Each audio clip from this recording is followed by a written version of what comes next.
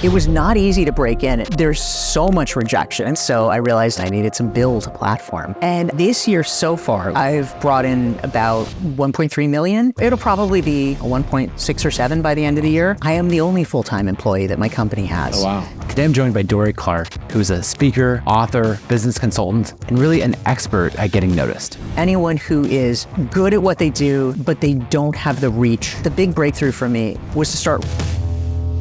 The average person who's watching TikTok videos assumes, oh, lots of views means lots of money. It doesn't really translate that way. That attention needs to go through a process. Entrepreneurial You is outlining different strategies by which people can make money in their creator businesses. What are you trying to figure out next? Is there anything that I can help with or that we could brainstorm? Is there a way for me to raise my hand and say, hey, this company I'm a fan of, I think you should consider me? So I would probably...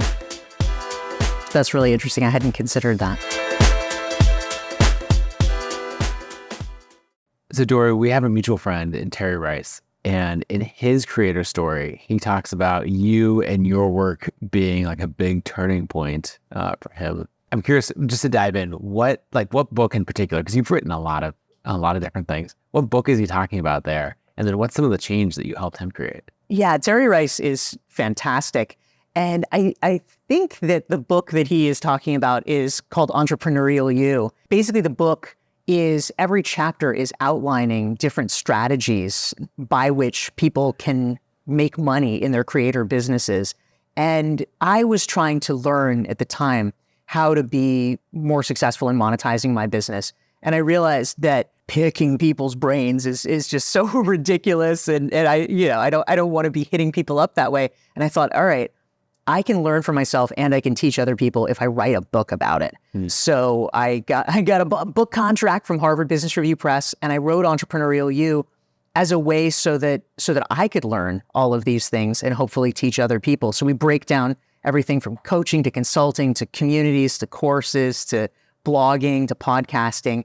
And thankfully that was, I think, helpful to Terry. And I ended up featuring him as a case study in my next book, The Long Game. But you're even saying, hey, I want to learn this thing.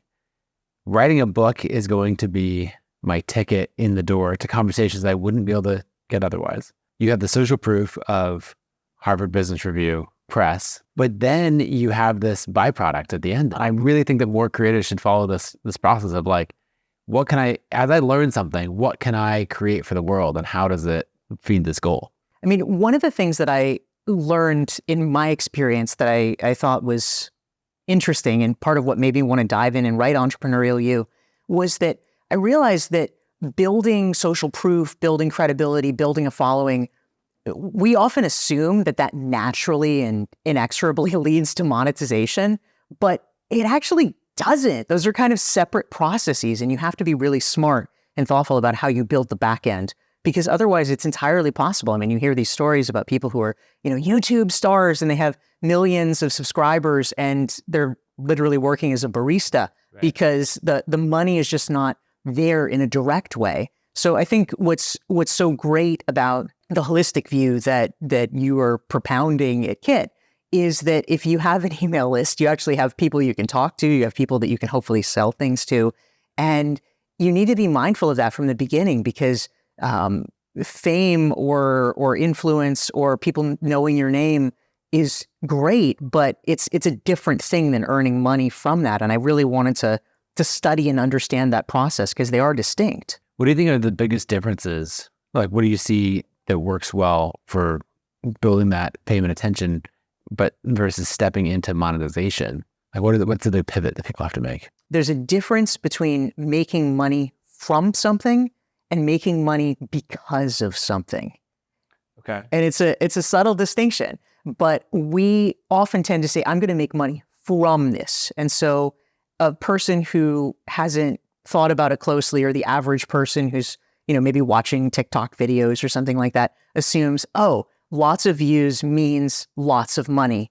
And we all know that it doesn't really translate that way. You absolutely can make money from being a TikTok person or YouTube person or podcaster or whatever it is. But the nuance is that attention needs to actually kind of go through a process of being transmuted into making money. And so it's thinking, well, what can we do with that attention?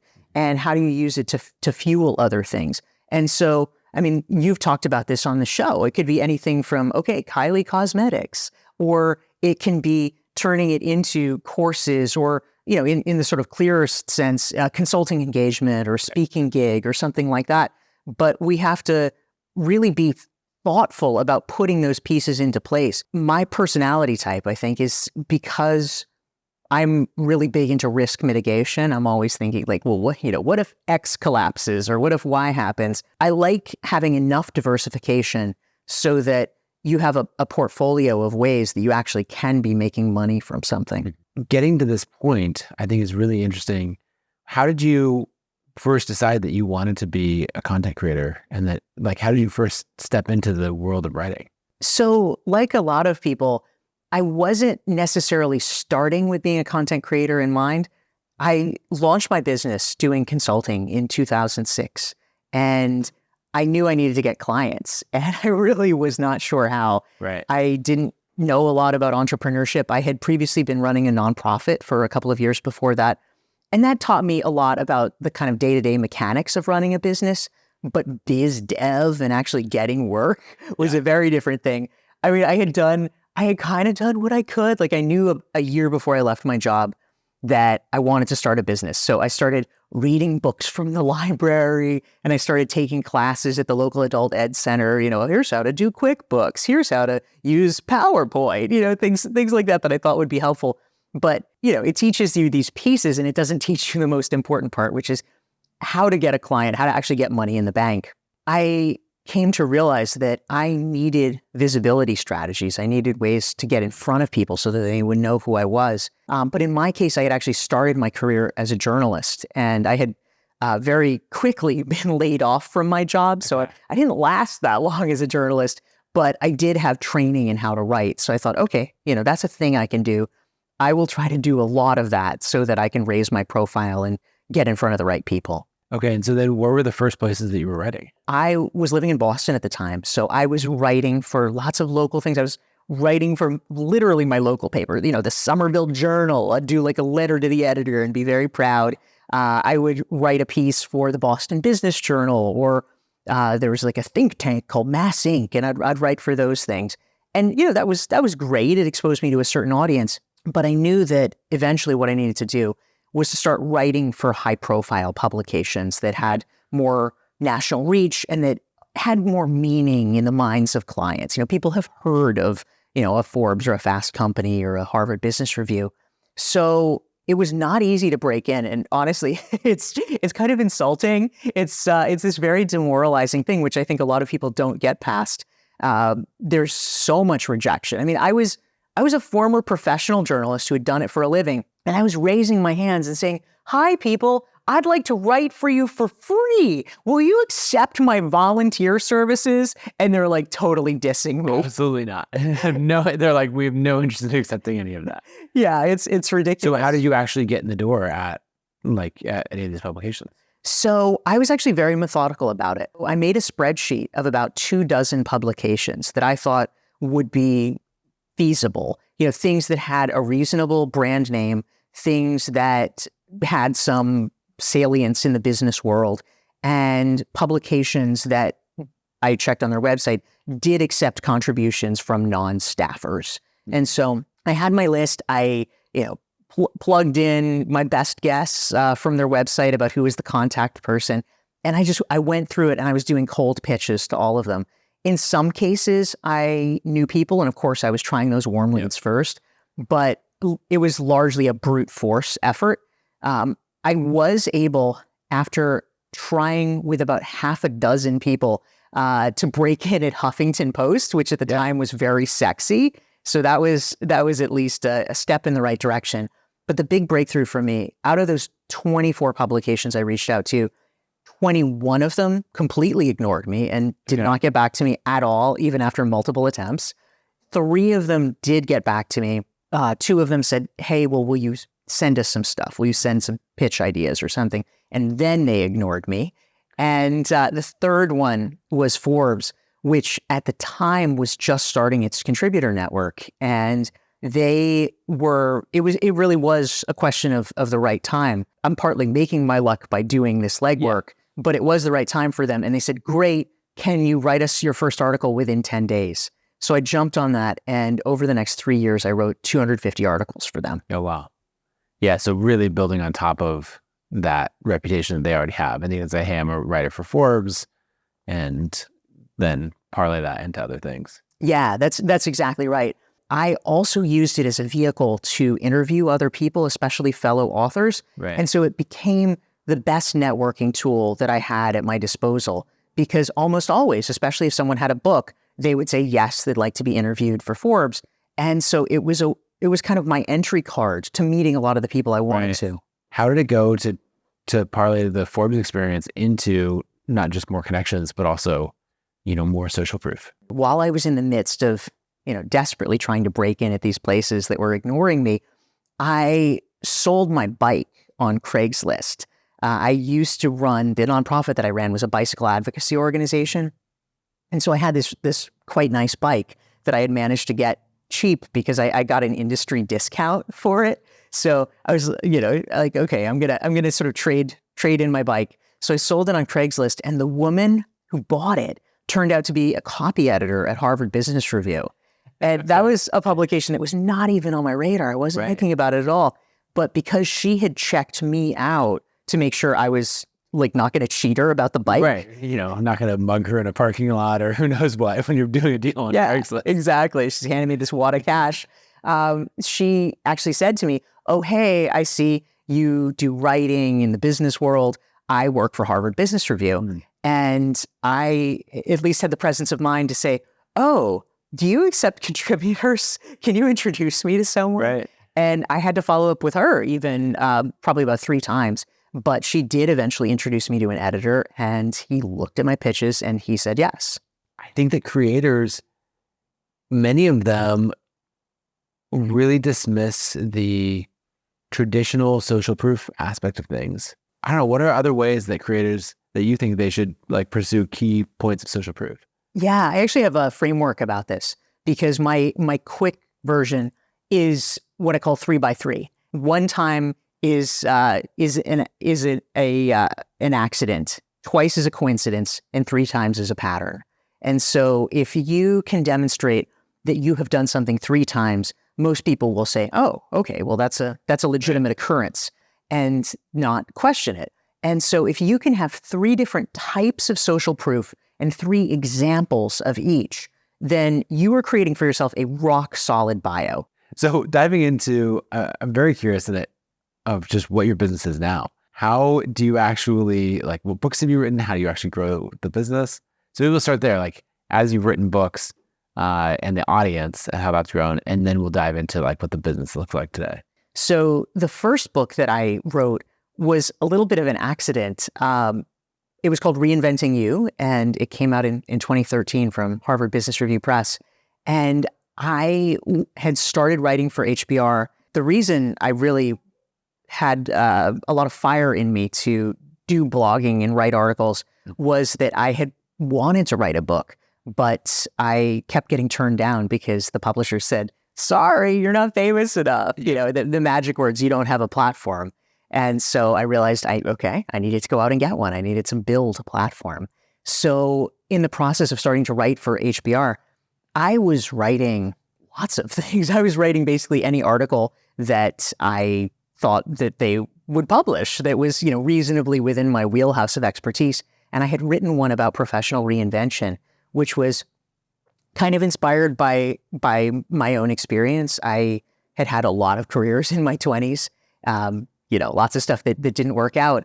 And so I wrote this article about professional reinvention, and it got popular. And so they actually reached out and asked me if I would take the short blog article and turn it into a longer piece for the magazine. It was actually really validating because I had 3 different book proposals in the previous 2 years, all turned down because this, for different reasons, but mostly because I wasn't famous. Literally the minute I wrote this piece for the print edition of Harvard Business Review, 3 different literary agents reached out to me and said, "Hey, are you thinking about a book?" Yeah. And it was amazing because I thought, oh, this is what it feels like when things are working. Right. And I've had enough failure that I actually know the difference. This feels very different. Yeah. Oh, I like that. Okay. So laddering up the books, how many books have you written now? So I've written 4. Okay.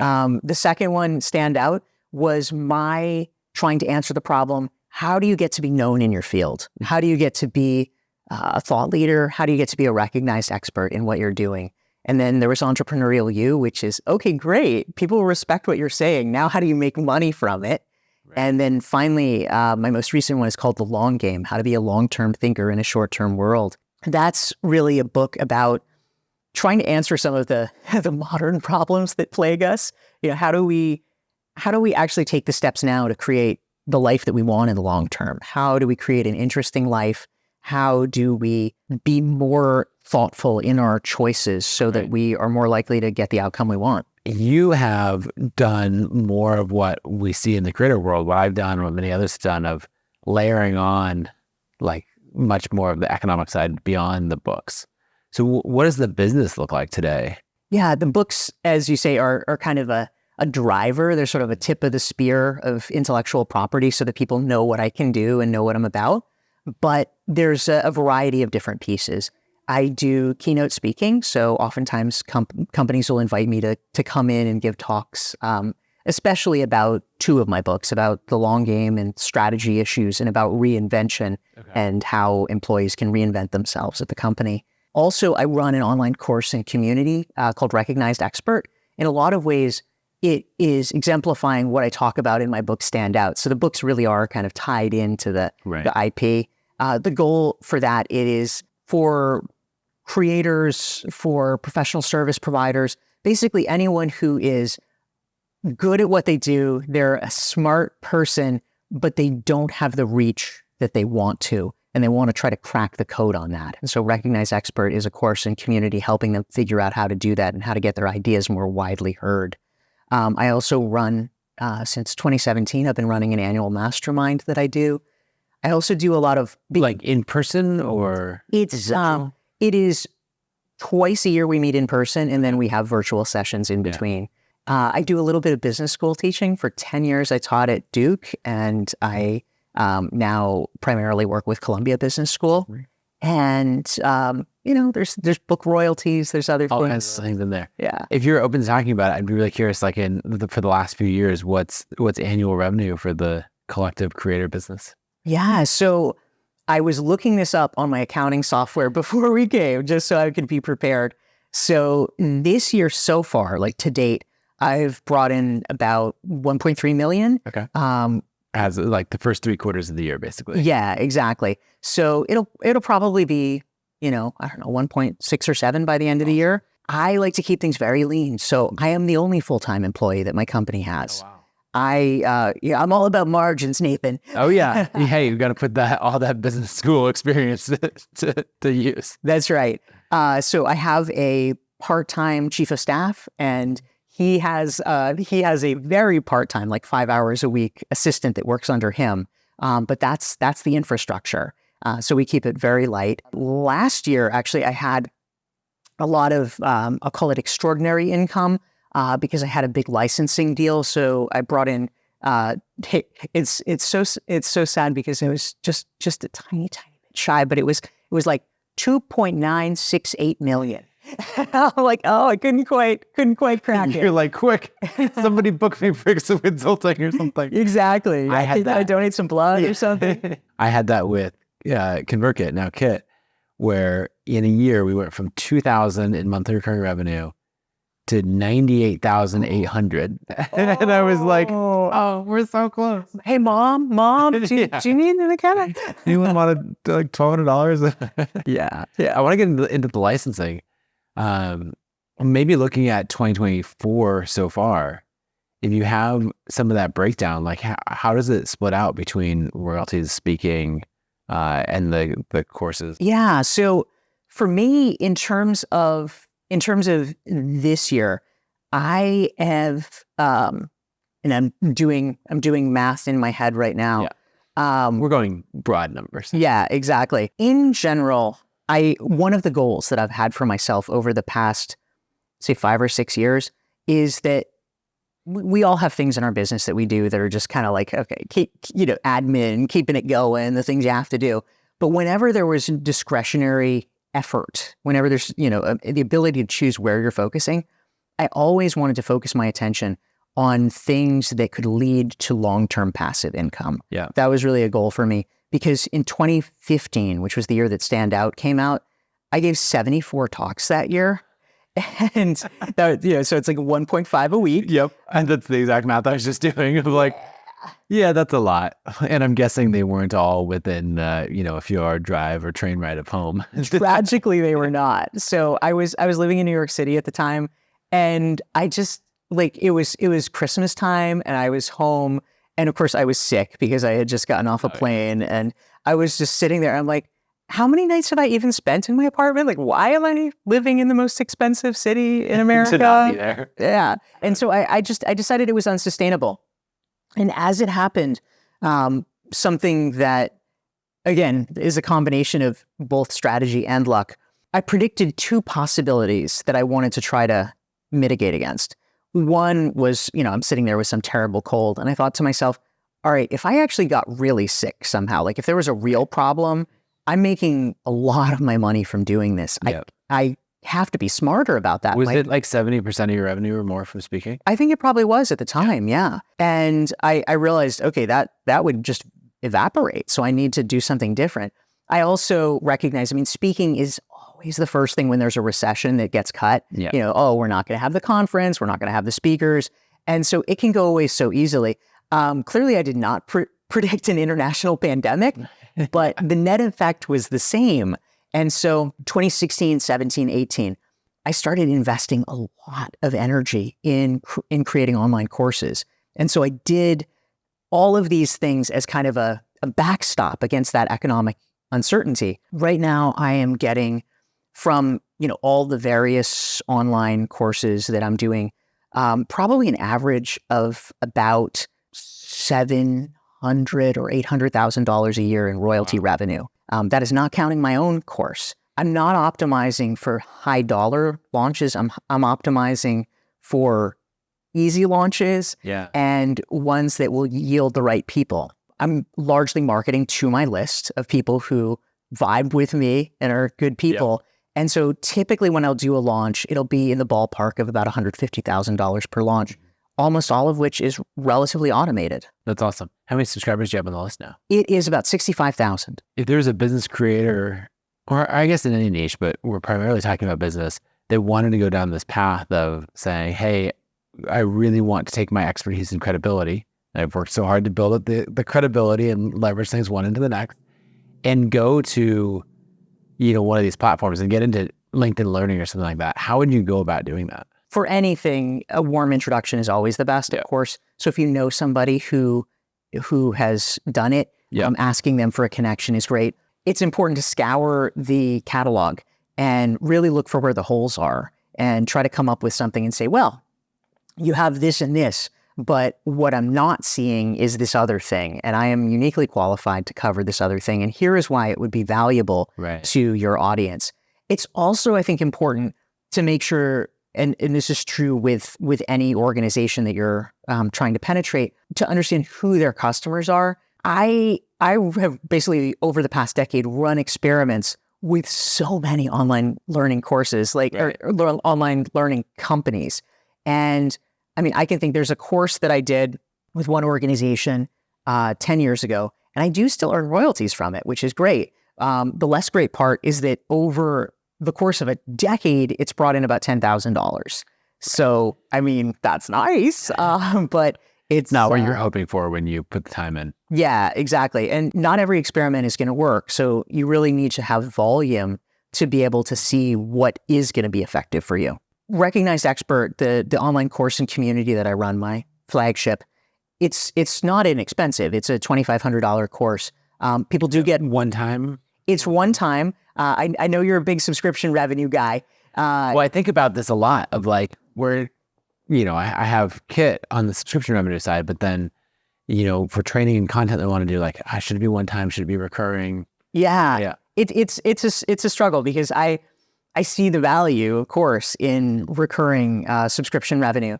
If you have a course that is a very tightly focused course, here's how to, write a blog post, or here's how to, use this photo editing software. There's a very clear, quick outcome. But Recognized Expert is so big. It's kind of an amorphous thing, and it's a process. I warn people up front. This is one of my filtering mechanisms. If you sign up for this, if you work hard and you do all the work, it will take 2 to 3 years of effort before you see any results. Right. And it'll probably take about... say we're playing the long game here. We are so playing the long game. And it'll probably take about 5 years to actually see really meaningful results. I mean, the good news is that if you make this effort for 5 years, you're going to put a kind of enormous moat between yourself and the competition. So in 5 years, you can actually really see results. And what's exciting is that because I've been running the course for 8 now, we actually have these amazing success stories and case studies, which I love. But it is a process. And so I think it actually might have failed if I had done it the other way, because who wants to keep paying subscription revenue monthly or quarterly if you're like, I'm doing it, I'm not seeing any progress. I want people to understand up front, this is a journey and we are here for you. I mean, there's people who literally joined in the original pilot cohort of 40 people in 2016 that are still incredibly active members.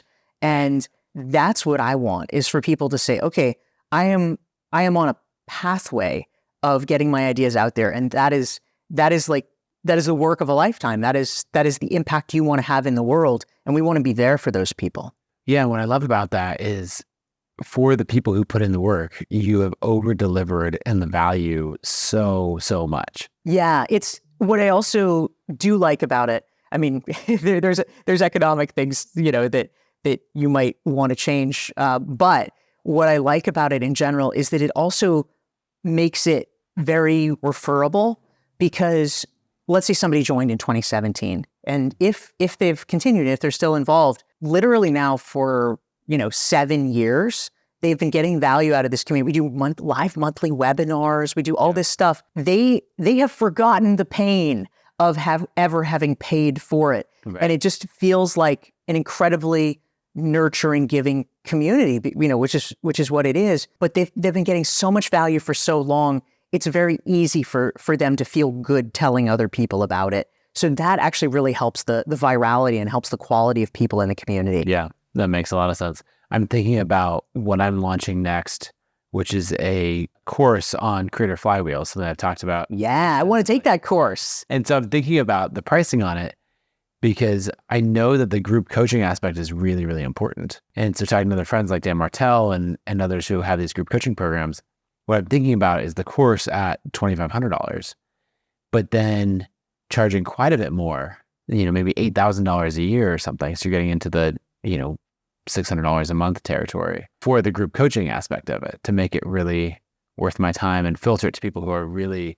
And how would you do group coaching? I mean, I'm assuming you wouldn't do it all yourself, or would it be a very big group? I think it'd be a fairly big group. Probably twice monthly calls that people come to live. Okay. We have the studio in Boise set up where I can live stream from in front of the whiteboard and sketch out flywheels and all of that. But I'm really thinking about how to balance this of the one-time payment versus the recurring, because, I'm providing a lot of recurring value and I want to keep adding to it, but I don't want to get into the situation that I think you're talking about that you avoided so well, of maybe people dropping off out of the community because they only stayed for a year or 2 years. You want it to be something that really compounds. You don't want the pricing to get in the way of the compounding. Yeah. I don't know, do you have any thoughts on it as you've explored lots of different models? I like where you're going with it. In fact, I haven't implemented this yet, but something that I have on my agenda to at least test in early next year is sort of something similar to what you're describing. My idea is I would call it the Recognized Expert coaching club or something like that. So right now, when people sign up for Recognized Expert, so it's $2,500 lifetime access. They get the course material, which is fairly substantial. They get our lifetime access to our online community, which is very active and very vibrant. And then we have live monthly webinars, which usually have a guest expert or like a topic that's of interest to everybody. What it doesn't have is coaching. And the only other alternative that I offer is I have, it's 10x more. It's a $25,000 program where it's a year-long mastermind, and not everybody qualifies for it. It's for people who are already mid-six-figure entrepreneurs looking to hit seven figures. So I think there's a lot of people that would be interested in more coaching and more attention to their business, but aren't interested in that or can't quite afford it or whatever. So I've thought about it, and I'm planning to float the idea of having an add-on so that nobody ever feels like somehow we're taking away from what the course was and what they bought, but that they can clearly see, oh, there's an extra thing that I could buy on a monthly basis that actually would be different and added value of coaching calls. I'm curious about one of your favorite ways to spend money, something, and I'll share one first, and that is the VIP tour guide at Disneyland. Yes. It's like $4,000 for a day. So it's pretty expensive, but you like cut all the lines, have valet parking, you end up having this ridiculous experience at Disneyland. And I've done it, I guess, 3 different times now. Once with my family, twice with friends, and it is the best time. And it's one of those things I'm like, on one hand, it's a ridiculous amount of money spent. On the other, I'm like, it's only a few days worth of revenue for, or cash flow from the business. So I'm curious, what's something that you have just absolutely loved, like splurging on? Oh, I love that. That's great. So I'll answer it 2 ways. One is, I think this is a really important question and conversation because there's often a lag in our self-perception, and it kind of takes a while to catch up sometimes. And so I was already making over $1 million a year before I actually decided that I was allowed, I say in quotation marks, to fly business class. Right. Because, I had grown up never doing that. And just the idea of, oh, wow, well, it's double or it's more than double. That seems so wasteful. And I really had to wrap my head around it as a thing that I was able to do and feel comfortable and not feel bad about. So now I've implemented a rule for myself that I'm always flying business class, just, because I do travel a lot, and travel is lousy and unpredictable and whatever. So if you can make it even slightly marginally nicer, it's better. So that's, a fairly common splurge, but it was something that took a while for me to like really assimilate as part of my identity. This is a kind of big ticket splurge that I wouldn't necessarily recommend because it's complicated, but I'm now juggling 3 properties. Okay. And it's it was going to be 2, which is much more manageable. But after COVID and all the mishigas, I decided, in being in New York, shut up in my apartment, I decided that I would buy a place in Florida. And so I bought a place in Miami, which is pretty cool and fun to have friends at. And I relocated there. So but I still have the place in New York. I'm kind of using it as a pied-à-terre because I have, theater that I like to see and friends that I like to see. And then I met my fiance who lives in Boston. And so now we are juggling 3 residences up and down the East Coast, which is a little bit unsustainable. I think we're going to have to figure something better out. But for right now, the big splurge is like an excess of real estate. Yeah. Places to live in each of your favorite cities. Yeah, exactly. So what I'm curious about, like, as you're going forward in the business, you've built a lot of amazing things. Like, what are you trying to figure out next? Is there anything that I can help with or that we can brainstorm? I appreciate it, Nathan. And, honestly, I want to say, just as someone who, didn't really know you well, but, we just spent a few days together. So I love that. Yeah. I've been like a fan of the strategy of Kit. Having written a book about strategy, I'm like, ooh, game sees game here. Yep. It's oh yeah, we could probably get on a whiteboard and like plan out, competitive strategy in so many ways. I totally love it because I think the idea about the creator network and paid referrals, and especially the sponsorships and the ad network and just enabling people to be able to monetize things that would have been too hard for an individual is really, really clever. So just as an example for me, something that I've personally found useful, so thank you. Probably like a lot of people, I always wanted to spend a lot of time and care with my email list and, staying in touch with my audience. And I did my best, but it's true that when you are not being paid for something, when it is the sort of important but not urgent kind of thing, it slips sometimes. And so I wouldn't necessarily write emails as frequently as I wanted to. And, then I'd catch up and do some, but it was a struggle. And so now the fact that I am able, on, basically a weekly basis, let's say at this point, to have a paid sponsorship in my newsletter gives me just enough incentive that it has now been able to move to the front of the plate, because it's like, oh, I made a commitment. I have this obligation. Right. I said I'm going to send an email on Tuesday. I better send an email on Tuesday.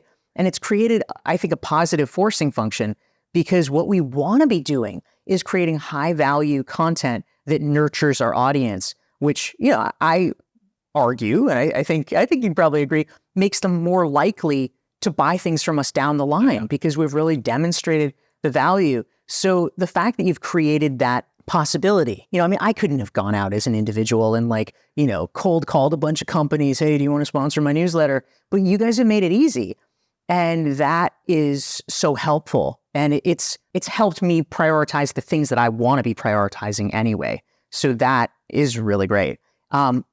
What this leads to is that now that I am getting married imminently. Congratulations. Thank you so much. This is, for me, I consider it this, beacon of hope for the world, because this is my first marriage. I'm 45. I had to wait a long time. So now I'm very excited. I'm good. I finally found someone really good. Right. Yeah. So I want to lean into that, and I want to be able to, of course, still continue working with people and doing great things. But I also do want to take some of the, take my foot off the accelerator a little bit and just stop being so excessive with the level of work that I do. And so it's a continued reminder for me that I want to be continuing to be thoughtful about more, passive income, evergreen email sequences, and especially really being thoughtful about setting that up so that I can hopefully create a system so that in an automated way, people are led through a process of meeting me, seeing what I'm about, being introduced to my work, and hopefully deciding over time as they experience that value that they would like to go deeper with some of the content, the paid content that I have. Okay, so the big thing is how to maintain similar level results that you have now, but with a lot less time invested.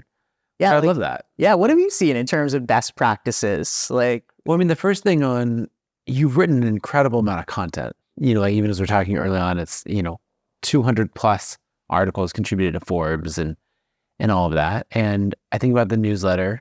A lot of people will recycle content on social media, but they won't do it in their newsletter, when a lot of new people are coming to your newsletter all the time.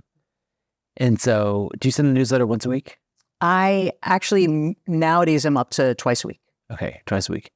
The first thing that I would do is I would have one time a week be sent live. Mm-hmm. So that's a broadcast. Yes. And that, everyone's receiving the same email at the same time. And then the other one I would have be a sequence. So say we're sending Tuesday, Thursday. Tuesday is the broadcast. Thursday is the email sequence. That's timed to when someone joined. I'm so excited because that's actually what I'm doing. Oh, perfect. Yes, I love it. Because then you get to put all of your greatest hits and, build out this whole library. And for everyone else, they're like, yeah, I get the twice a week newsletter. And you get the benefit of the evergreen content, greatest hits, time to when someone subscribed, tweaked, optimized, all of that. But you don't have to give up the real-time nature of hey, I'm going to be back up in New York City and I'm hosting this event, or actually everybody's new book coming out, and those kinds of things that you'd want to emphasize. Can I ask a point of information question? So one thing that I've struggled to wrap my head around. So we have the welcome sequence, and then when people are done with that, they enter the newsletter sequence.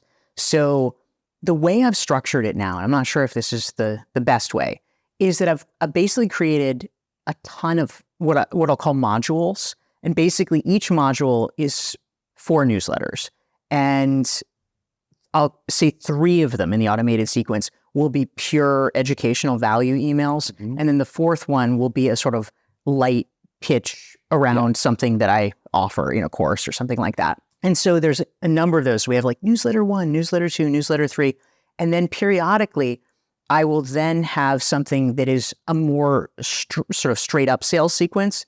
And what I mean by that, there's still lots of storytelling and sort of engage. The pot of gold at the end of the rainbow is building to a very specific. Yeah, it's like 4 emails, and they're all about, let's say, my writing for high profile publications course. So they're educational, but they're sort of pivoting to, hey, buy this thing, which is $995.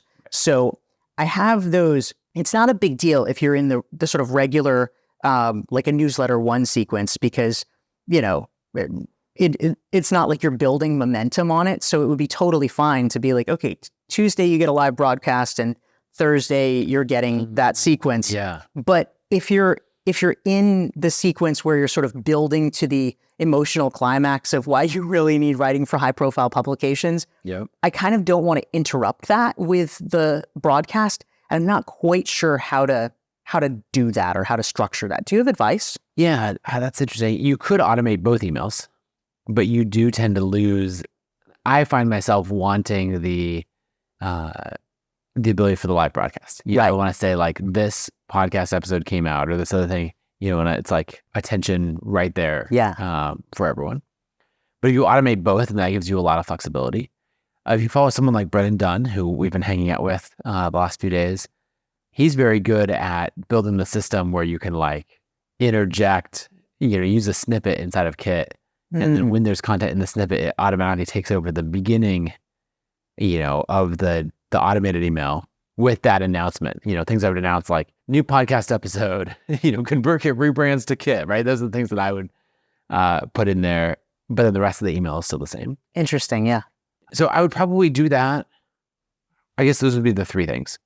One is don't worry about interrupting and keep the broadcast sequence cadence. Second is go all in on the automation and really sort of give up the one-off things and just set a special Friday broadcast or something when that happens. 3 emails in a week is fine. Yeah. Or the third is go all in on the sequence and really emphasize, like build in this notification alert type system. Yeah, that's really interesting. I hadn't considered that. I guess going back to the idea of how you spend your time or what would free up time. For you, what takes the most time in your business right now? The really good news actually is that there's not any individual activity that I'm doing that I feel like is sort of a time hog or an energy hog. I think in a lot of ways, it's the accretion of a lot of small things. And so one of the things that has been helpful to me actually over the last few days of conversation that we've been having as a group is to the point we were talking about earlier where your self-identity kind of lags reality sometimes. I have been able successfully to dial back and do a little bit less and still have very strong results, but I have not let go of sort of the stress and guilt about not doing those things. And I think in some ways it's really a question of like right-sizing the expectations and saying, no, Dorie, you're actually not intending to do more than that. You're doing what you're intending. So it's okay. I think that actually alone will be helpful. But over the past few years, I've been able to implement, I think, some useful parameters. I mean, starting in the fall of 2020, I started taking Fridays off. The only asterisk was when I launched my book, The Long Game, but that's always an exception. But I've gone back to it, and that's cool. And more recently, I've stopped taking meetings on Mondays. It doesn't mean I won't work, but I won't have meetings. And that's been really enormously helpful. So I think constraints can be pretty good. mean, how do you structure your work week? Are you like, sort of Jack Dorsey discipline, like, Wednesdays is operations day, or like how do you handle it? Not quite to that level. So Mondays and Wednesdays are when I try to take most meetings. At Kit, we have a rule that Tuesdays and Fridays are focused work days. And so our expectation is that no one on the team schedules recurring meetings on those days. If you have to schedule a meeting on that day, it's fine. Like we can get into that, but no recurring meetings. And it's not like you can't talk to someone. If we're like figuring out a strategy thing, like, great, that means that on Tuesday, we actually have like hours of time that we could spend focus time on strategy or pair programming or whatever else that we're doing. So those 2 days really dominate things of Mondays and Wednesdays with the meetings. And then, the focus time on Tuesdays and Fridays, that kind of defines the whole week. Everything else is a little scattershot. Yeah. But it works well for me. And then I get into a cadence of usually Tuesday or Friday afternoons. You can find me at my favorite coffee shop. Don't find me there. But because that's where I'm like, just with my laptop, thinking about like doing writing or more of these like long form tasks where I'll quit Slack, ignore the team, all of that for a long period of time. Yeah. I think what you're talking about of protecting your time, putting some of these arbitrary constraints on it is really, really helpful. Then you're not making one-off decisions. You're just like, oh, I actually don't take meetings on Mondays. Yes. And it's sort of like this rule or this identity, and people are like, oh, yeah, they'll respect it immediately. Yeah, that's exactly right. If you basically just say like, my policy is ... Like, I mean, who came up with your policy? You did, yeah. but it sounds official. So other people usually are not going to push back. They'll usually say, oh, okay, great. We can do this other thing. Yeah. One of the things that was helpful for me, because I think you and I are very similar in that we're just always pushing for what are we capable of? I could write more. I could make more, grow the audience faster. And here at the Mastermind, I was talking about this podcast and how to grow it faster. And I had sort of two competing things going on. One was, trying to grow this show as much as possible, have as much reach and influence as possible, and all of that. And then the second thing is, I don't want to just attract any listener. Right. This is a show where I'm very much talking to professional creators, and so I want the right people paying attention. And then I said two things, but I guess the third thing is I have a lot of constraints on it, where I have a full-time job running a software company, and that is where the focus needs to be. So I was talking about, okay, what should we do to grow faster and all this? Yeah. So what did you come up with? Well, so I mean, I know you started with the tour, which was really interesting. Mm-hmm. Have you done paid ads for this, or like? I have not. Yeah. Are you considering it, or? Definitely considering it, but our mutual friend Grant Baldwin was in my little breakout group, and he was like, look, if the podcast was your whole focus and everything you're doing, I would say, I'd have a bunch of things that you're doing, but within the constraints that you have and the rate that it's growing, it's adding 500 to 1,000 subscribers every month. Like, it's just all that. He's like, what if, crazy idea here, you're already doing all the right things that you should be doing, and you should just accept it and be content with that. And then focus more on how do you make it easier to record? How do you remove the friction so that you can stay consistent and make sure that 3 years from now or 5 years from now, you're still doing it. And it was so interesting because it like switched from a business problem to an identity problem. Yes. And I was like, oh, what would that be like to tell myself, hey, you're doing enough. Like, this is at the right pace. And so it was just helpful because he was like, look, man, just keep doing what you're doing and keep refining little systems and processes along the way. Yeah, I love that. Yeah. I mean, out of curiosity, how do you conceptualize this show? I mean, in part, I'm sure it's lead gen for Kit, but what else? Like, what are the reasons behind this? Behind doing it? Yeah, there's a few different things. First, I love the conversations. Like, this is something that I genuinely want to have these conversations for a very long time. Like the episode that we had a few weeks ago with Mark Manson, he was talking about, he's like, I could talk about creator business all day, every day. And his producer's like, yes, he could, And we recorded for like 3 hours straight. And that's how it turned into 2 episodes, because we just couldn't stop talking. And so I'm like that. I love it. And we'll do it for a long time. The second thing is I think of a lot about the flywheels around creating content. And with the constraints that I have on my time from Kit, I don't have as much time like I used to years ago to spend multiple hours a day writing. And so I need a forcing function to work on and iterate on ideas. And so sometimes I'll say something that comes up in, riffing off of something with a guest, and it turns into something. And then a few weeks later, I reference it again and it's a little more refined. And then I might write about it. Or I might have an idea that I'm writing about that I want to turn into something. I'm like, is this going to work? I don't know. And I'm not quite ready to publish it as an essay or something, but then I'll use it in an episode. And if it resonates, then we'll go from there. So actually, that's a fun thing about some of these episodes that we do in front of a live audience, because you can get the real-time feedback of, does it resonate? So it's a lot of workshopping content, because basically what we'll see is the long-form conversation, then cut down into shorter clips of some of the best moments, and then really looking back at those and saying, okay, what do I then want to flush out into an essay, a book chapter, a lesson in the course? That's another thing is with the coaching angle, I get to a lot of things where I get to, we map out a flywheel in real time. And it's like, okay, this was good, or it sparks something else. I'm like, all right, I'm going to go teach this as a lesson in the flywheels course. The last thing is, it'd be really easy to build a software company for creators and they get really disconnected from creators. Yeah. And so I get to hear in real time, what people are struggling with, where they're stuck. They're like, hey, I grew it to 200,000 a year in revenue and it was climbing. And then the last 2 years it's actually been shrinking. It's like, okay, well, let's dive into that. And it can basically have all these conversations and stay really close to the problem.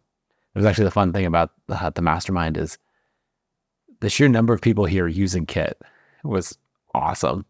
But then also being able to hear the conversations and to be able to sit there. And I had this in my notepad, I had this section up to the side of just things that I overheard or what people are struggling with in the creator economy. Sorry, engineering team, here's some homework for you. Yeah, exactly. And so it just keeps me in the conversation and keeps things relevant.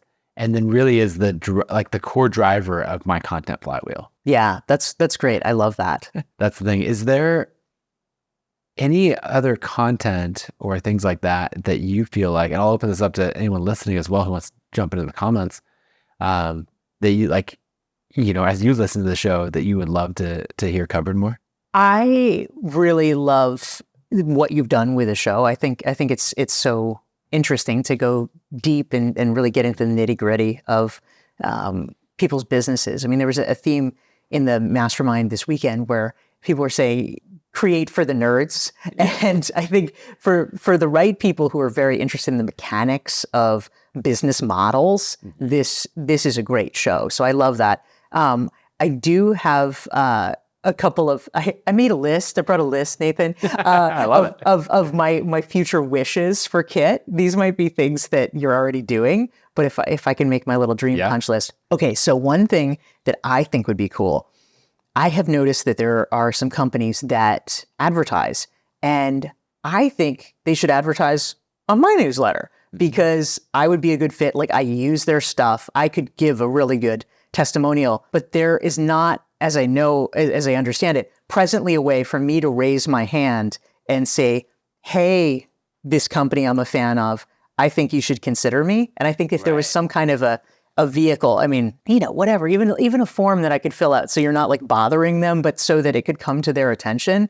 I think that could be cool. We have 12 creators on our sponsor network that would love to, do a deal with you or that sort of thing. Yeah, exactly. And then they can scan through and see if it's a fit. But I think the ability to sort of hand raise and, and sort of look at a comprehensive list of those people and point it out would be awesome. I think similarly, a thing that would be cool for me, and this is possible in sort of a bespoke, I email and ask for help kind of way. What I think would be really cool and would probably, blow it up is if there was a more systematized way where somehow you guys were able to provide more guidance about the ROI of Sparkloop subscribers. Obviously, some people have a big enough team that they have an analytics person who can look at it. And your team internally has been really nice when I've asked for help.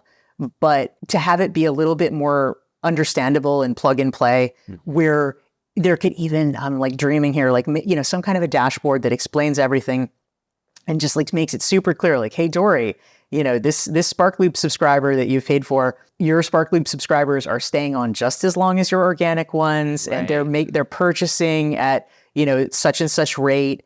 That would be very helpful. And also, if there's a way that somehow you guys can make the case, like, I would be willing to invest to acquire more subscribers if somehow it was clear to me that, like, in terms of advertising or sponsorship or something, that like, oh, if you actually hit 100,000 subscribers, you're going to be able to command a significantly higher rate than, right. Maybe there's breakpoints. Like, maybe it's not true. Maybe there's a steady CPM for all of it. But I don't know, there might be a situation where companies like advertising with like really large things. So maybe there's an incentive where if I was at 90,000 subscribers, it would be so much better if I had 10,000 more. Right. And so therefore so much more worthwhile for me to invest. And I would be willing to do it if I really understood the case properly. Yep. So if your team were able to do things like that, that would be my dream wish list for you. I like it.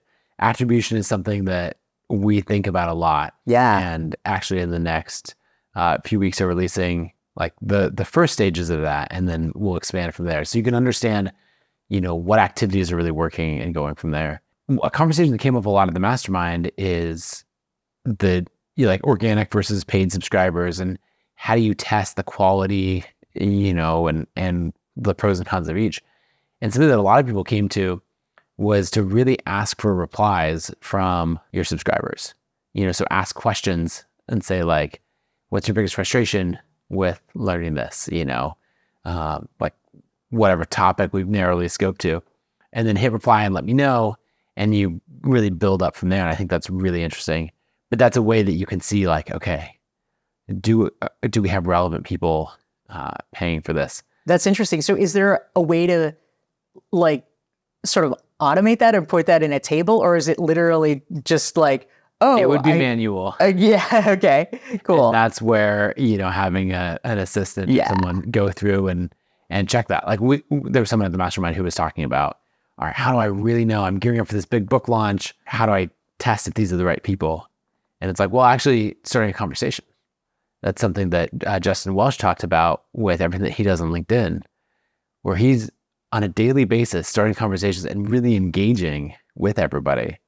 And I just thought it was interesting, like how manual he still was. I thought that was amazing to hear. And the part that was even more mind blowing for me. So I always love it. Like a part of me thrills to this, where I discover that whatever I thought was hard or long, it's like, no, it's not hard or long compared to what other people are doing. So Justin, since 2018, 7 days a week, has spent 45 minutes posting and then commenting on LinkedIn, like every single day. And that dedication is just so impressive to me. Yeah, it was fantastic to hear about. So from 7:45 to 8:30 every single morning, he posts his content, replies to the people who are engaging, and then goes to his friends that he wants to help amplify and replies to their content, comes back to his replies to more.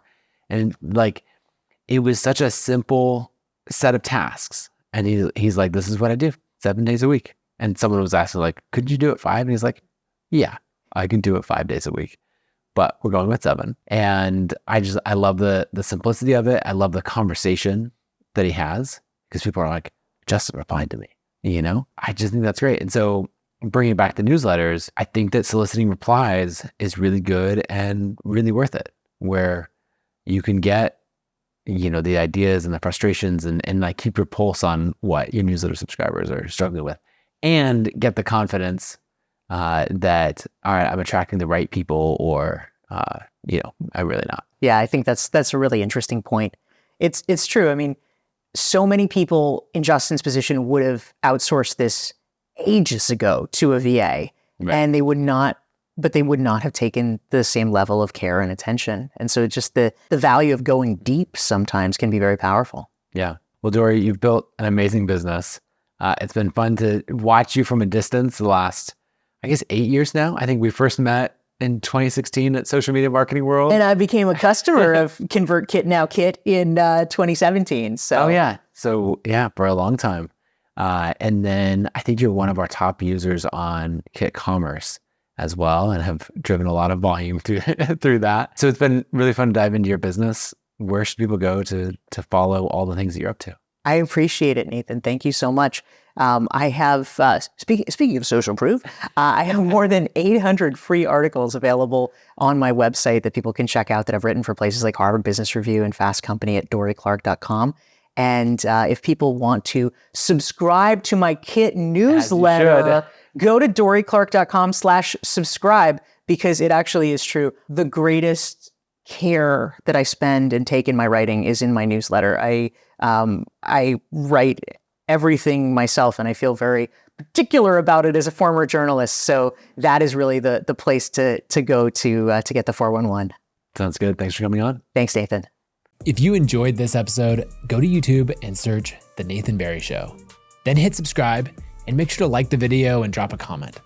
I'd love to hear what some of your favorite parts of the video were, and also just who else you think we should have on the show. Thank you so much for listening.